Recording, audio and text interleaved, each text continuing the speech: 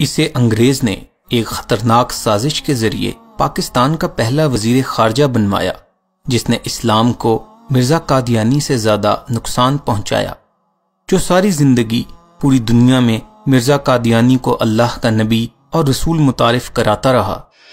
اس نے وزیر خارجہ ہونے کی حیثیت سے ناجائز فائدہ اٹھاتے ہوئے بیرونی ممالک میں پاکستان کے سفارت خانوں کو قادیانیت کے تبلیغی اڈوں میں تبدیل کر دیا۔ اس نے پاکستان کے کلیدی عہدوں پر قادیانیوں کو تعینات کروایا، جس سے سرکاری اداروں میں قادیانیوں کو زبردست اثر و رسوخ حاصل ہو گیا۔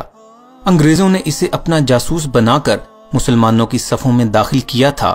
اس کی اسلام دشمن فطرت دیکھتے ہوئے اسے فضل حسین جیسے غدار کے بعد وائسرائے کی ایگزیکٹو کونسل کا ممبر بنایا۔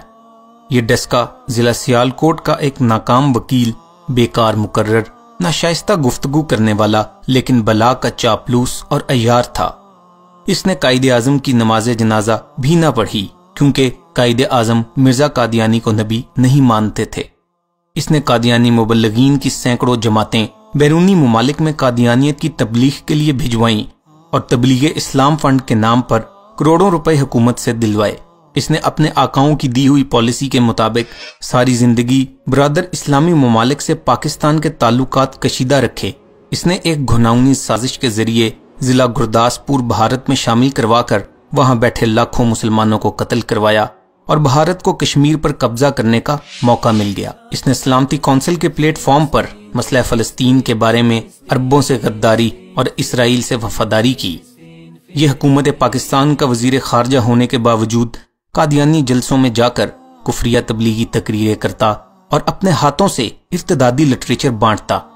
جب اس کی ارتدادی سرگرمیوں سے تنگ آ کر پاکستان کے مسلمانوں نے 1953 کی تحریک ختم نبوت چلائی، جس میں اس کو وزارت خارجہ سے ہٹانے کا مطالبہ کیا، لیکن اس وقت کے قادیانی نوازوں نے 10,000 مسلمانوں کو تو شہید کر دیا، 2 لاکھ عاشقان رسول کو قید تو کر لیا، لیکن اس استعماری مہرے کو وزارت خارجہ سے نہ ہٹایا۔ جب وزیر اعظم لیاقت علی خان کو اس کی غداریوں، خباستوں اور پاکستان پر قادیانی قبضہ کرنے کی سازشوں کا علم ہوا تو انہوں نے اسے کابینہ سے نکالنے کا فیصلہ کر لیا۔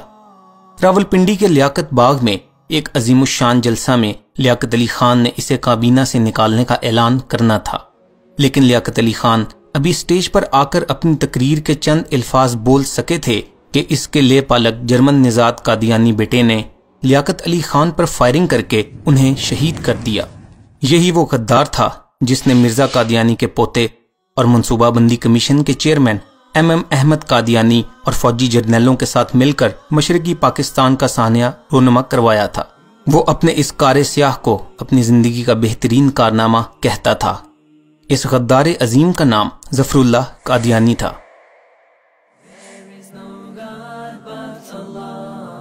Muhammad is his messenger.